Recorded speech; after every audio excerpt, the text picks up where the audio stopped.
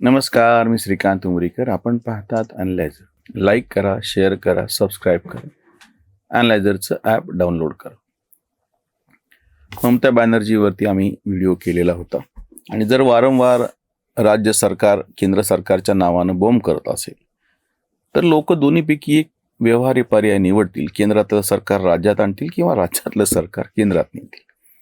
सध्या तरी राज्यातलं सरकार म्हणजे पश्चिम बंगालचा विषय होता. केंद्रात न्यायची शक्यता नाही, कारण की ममता बॅनर्जी केंद्रात जाऊन पंतप्रधान होतील अशी परिस्थिती नाही. हे आम्ही व्हिडिओ कॉल केला. आता आज अशाला असा हा विषय तुम्ही मुंबई पुरता लावून पहा. आज रविवार आहे आणि हा शेवटचा रविवार आहे प्रचाराचा, धामधुमीचा.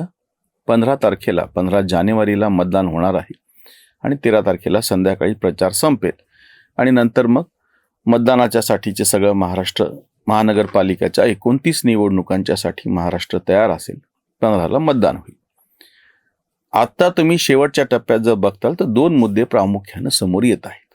जसं आम्ही पश्चिम बंगालचं बाबतीत बोललो तसंच ते मुंबईच्या बाबतीमध्ये लागू पडतं की वारंवार केंद्राच्या नावाने शिव्या घालायच्या.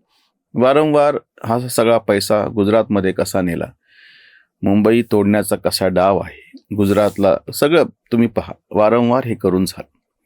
आता जर ह्यांच्या म्हणण्याप्रमाणे मुंबई ह्यांच्या हातामध्ये दिली तर हे परत पुन्हा रडत बसणार की केंद्रानं मदत कशी नाही केली, राज्यानंही केली नाही, कारण की दोन्ही ठिकाणी आता ह्यांचं सरकार नाही.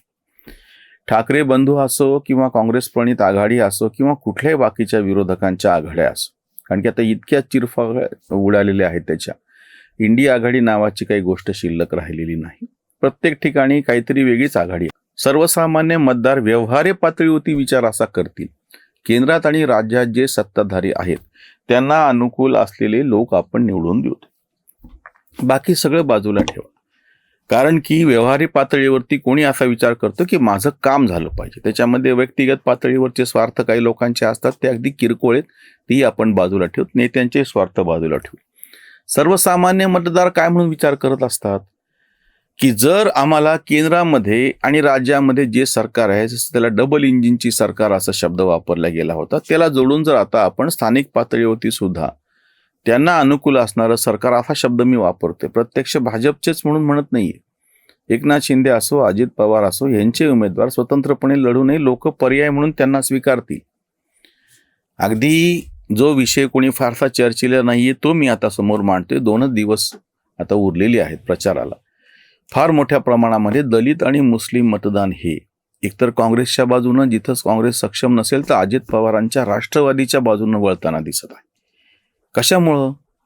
त्यांना काय साक्षात्कार झाला? कारण की MIM सारखे जे जातीवादी कट्टर धार्मिक असे धर्मांध असे पक्ष आहेत, त्यांच्याकडे जर आपण गेलो तर उरलेले हिंदू सरळ सरळ दुसरीकडे जातील, आपल्याला काही से राहणार नाही. याची जाणीव मुस्लिमांना झालेली असल्यामुळे MIMचं कट्टरपंथी मुस्लिम नेतृत्व त्यांना आता नको आहे.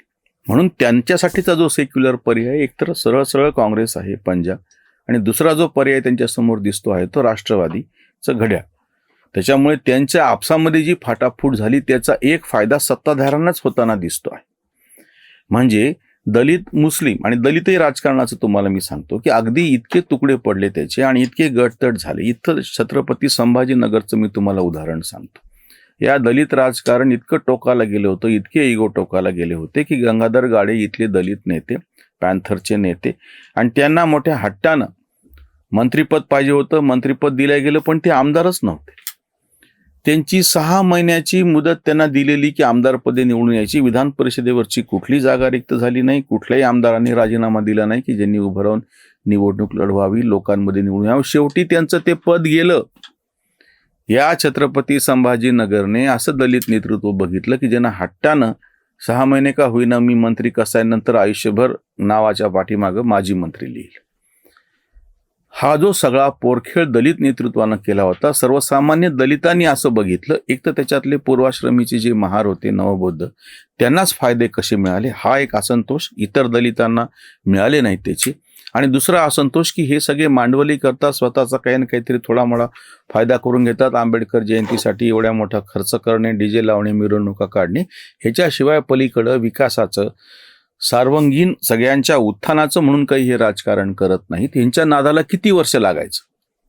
म्हणून दलित पॅन्थरचे प्रयोग असो, भारतीय रिपब्लिकन पक्षाचे प्रयोग असो, गटतट असो, प्रकाश आंबेडकरांनी आधी भारिप बहुजन महासंघ केला होता, आता वंचित बहुजन आघाडी केली, त्याचं राजकारण असो, मायावतीचं राजकारण असो, स्थानिक पातळीवरचे गटतट असो.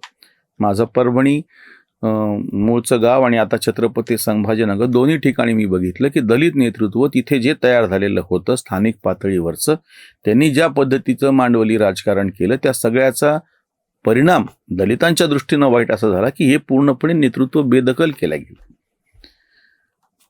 जी गोष्ट मुस्लिम नेतृत्वाच्या बाबतीमध्ये झाली तीच गोष्ट दलित नेतृत्वाच्या बाबतीमध्ये झाली. शेवटी आता हे सगळे मुख्य प्रवाहात यायचं म्हणून त्यांना त्याच्यातला जो सुटेबल आहे म्हणून मी दोनच नावं घेतो आहे. एकतर काँग्रेस आहे आणि शरद पवारांचा गट कुठे फारसा प्रभावी नाही, काही ठिकाणी आहे त्यालाही पाठिंबा मिळेल. आणि दुसरं म्हणजे अजित पवारांचं जो राष्ट्रवादी काँग्रेस गट आहे, अजित पवार यांच्या विरोधात आहेत, त्यांच्या बरोबर पण आहेत, पण त्या सगळ्या संशयाचा फायदा दलित आणि मुस्लिमांना, दलित आणि मुस्लिम मतांसाठी मात्र त्यांना मिळताना दिसतो आहे. आता या निवडणुकीमध्ये जर कायमस्वरूपी तुम्ही सत्ताधाऱ्यांच्या नावानं शिव्या देत बसले, कायमस्वरूपी बोटं मोडत बसले, तर त्याचा एक परिणाम सरळ सरळ आता असा दिसतो आहे. एक तर निवडणूक स्थानिक स्वराज्य संस्थेची आहे, तिचे अधिकार मर्यादित आहेत. स्वतः मुंबई मनपा आणि त्याच्यानंतर पुणे पिंपरी चिंचवडच हे दोनच सोडल्या तर बाकीच्या कुठल्याही मनपाला स्वतःचा निधी नाही. यांचे मोठे मोठे FDR आहेत म्हणून त्या श्रीमंत अशा महानगरपालिका आहेत, त्यांचं त्यांना उत्पन्न तरी आहे. बाकीच्या सगळ्या मनपा ह्या सरकारवरती अवलंबून आहेत. त्याच्यामुळे आणि ज्या विचित्र पद्धतीने विरोधक समोर आलेले आहेत, त्यांची काहीतरी एकजूट आहे, त्यांच्याकडे काहीतरी विचार आहे, त्यांची एकी आहे, हे जर सगळं दिसलं असतं तर कदाचित पर्याय म्हणून लोकांनी त्यांचा विचार केला असता. आताची परिस्थिती अशी दिसते आहे, मतदानाला 2 दिवस शिल्लक राहिलेले, म्हणजे प्रचाराला 2 दिवस शिल्लक राहिलेले असताना यांच्यामध्ये कुठलाही ताळमेळ नसल्यामुळे, आणि मुंबईमधलं पुन्हा स्पेसिफिक सांगतो, राज ठाकरे आणि उद्धव ठाकरे ह्या ठाकरे ब्रँडची म्हणून जी काही मुलाखत झाली आणि त्याच्यामधून की ह्यांना कुठलंही गांभीर्य नाही, संपूर्ण महाराष्ट्र डोळ्यापुढे ठेवून काही हे मांडतात असं नाही, मुंबईमध्ये किंवा आपल्या गल्लीमधूनच बाहेर पडायला हे तयार नाहीत, लोक यांना पर्याय म्हणून का निवडतील? म्हणजे अगदी एक मी तुम्हाला जनरल सांगतो, ह्याच्यामध्ये कुठला पक्ष आणि असं म्हणून नाही. आणि म्हणून मी सत्ताधाऱ्यांना अनुकूल असा शब्द वापरला. सगळ्यांना आता काय भीती आहे की उद्या ह्यांना मतदान करा आणि हे जर परत कोणाला मॅनेज झाले, त्याच्यापेक्षा आपण सरळ सरळ जे सत्ताधारी आहेत किंवा त्यांना अनुकूल म्हणून जे लोक आहेत, मला तर असं सुद्धा वाटतंय की बऱ्याच ठिकाणी सत्ताधाऱ्यांचे जे बंडखोर असतील ते पण निवडून येतील, कारण की सगळ्यांना खात्री आहे की निवडून आल्याच्या नंतर हे परत त्या सत्ताधाऱ्यांच्याकडे जाणार आहे. म्हणून मी जो शब्द वापरला की सत्ताधाऱ्यांना अनुकूल असलेली माणसं निवडून येतील अशी परिस्थिती दिसते आहे. अजून एक सर्वसामान्य लोकांच्या दृष्टीनं मुद्दा असतो, कायमस्वरूपी तुम्ही किरकिर करत बसल्याच्या नंतर त्या माणसाला बाजूला करतात लोक. कुठेही तुम्ही बघा, हे काय राजकारणातली गोष्ट आहे असं नाही, संस्थेच्या कामामध्ये सुद्धा आम्हाला असा अनुभव आलेला आहे की कायमस्वरूपी टीका करणे, कायमस्वरूपी त्याच्यातलं न्यूनत्व शोधणे आणि स्वतः जबाबदारी घेऊन कुठलं काम न करणे, अशी माणसं हळूहळू त्या संस्थेच्या ह्याच्यातून बाजूला केली जातात. कारण की तुम्हाला कुठलीही संस्था, कुठलाही उद्योग, कुठलाही व्यवसाय, कुठलाही व्यापार, कुठलीही गोष्ट चालवायची असेल तर तुम्हाला सकारात्मकता लागते. नेहमी तुमची टीका करणे आणि बोंब मारणे. आत्ता मुंबईचा प्रश्न असा आहे की मुंबईमध्ये समजा उद्धव ठाकरे आणि राज ठाकरे या ठाकरे ब्रँडला त्यांना बहुमत आलं आणि त्यांचा महापौर तिथे बसला. हे पहिल्या दिवसापासून बोंब सुरू करणार की राज्यानं कशी मदत केली नाही आडवाआडवी केली, केंद्रानं कशी मदत केली नाही आडवाआडवी केली, आणि मुंबई हा महाराष्ट्रापासून तोडण्याचा डाव कसा आहे हे निवडून आल्याच्या पहिल्या दिवसापासून हे म्हणणार. ही शक्यता असल्यामुळे जो काठावरचा मतदार आहे तो आता गांभीर्याने ह्यांच्यापासून दूर चाललेला दिसून येते. ते जसं आम्ही पश्चिम बंगालच्या बाबतीमध्ये सांगितलं ते तशाला तसं आता महाराष्ट्रामध्ये सुद्धा या सगळ्या महानगरपालिकांच्या निवडणुकांमध्ये दिसून येत आहे. अजून एक शेवटचा आणि फार महत्त्वाचा मुद्दा आहे की महानगरपालिकांच्या निवडणुकामध्ये फार मोठ्या प्रमाणात गुंतवणूकदारांचे हितसंबंध अडकलेले आहेत. हितसंबंध हा शब्द वाईट अर्थाने घेऊ नका. कुठलाही इन्व्हेस्टर असो त्याला त्या ठिकाणी गुंतवणूक करणे, त्याचा परतावा येण्यासाठी पोषक वातावरण असेल तर हवं असतं. तुम्ही फक्त त्याच्यातली दलाली खाणार आहात तुम्ही, किंवा त्याच्यामध्ये समजा ह्यांची सत्ता आली तिथे काही कामं करायचे तर केंद्राने आणि राज्याने जर अडथळा आणला तर ते होणारच नाही. मुंबईमधले काही प्रकल्प आहेत आणि ठाकरेंचा महापौर तिथे बसलेला आहे, जसं यापूर्वी महाविकास आघाडीच्या काळात घडलेलं होतं आणि केंद्राशी वारंवार त्यांना झटा घेतल्या. गुंतवणूकदारांच्या विरोधातली किंवा विकासाच्या विरोधातली म्हणून अशी जी प्रतिमा महाविकास आघाडीच्या काळातलं तुम्ही तपासून पहा तयार झालेली आहे, त्या सगळ्यातून सर्वसामान्य लोकांच्या बरोबर गुंतवणूकदारांचं पण फार मोठी नाराजी आहे. त्यामुळे ह्या निवडणुकीमध्ये जर ह्यांचा पराभव झाला तर त्याच्यामध्ये शेवटचा टिल्टिंग फॅक्टर म्हणून ज्याला म्हणतात तो गुंतवणूकदार असणार आहे. सगळ्या महानगरपालिकांमध्ये ज्या ठिकाणी विरोधक जिंकू शकत होते पण त्यांचा पराभव झाला, जिथे सत्ताधारी जिंकणार आहेत त्याचा मुद्दा नाही काही चालले, पण सत्ताधारी आणि विरोधक ह्याच्यामध्ये जर सत्ताधाऱ्यांच्या पारड्यानं अगदी काठावरती का होईना जिथं कुठे कौल दिला गेला तर त्याच्यामध्ये गुंतवणूकदारांचा हिस्सा त्या कौल देण्याच्या पाठीमागं असेल हे लक्षात ठेवा. इथेच थांबूयात. धन्यवाद. जागृतीचा विधायक बुरुज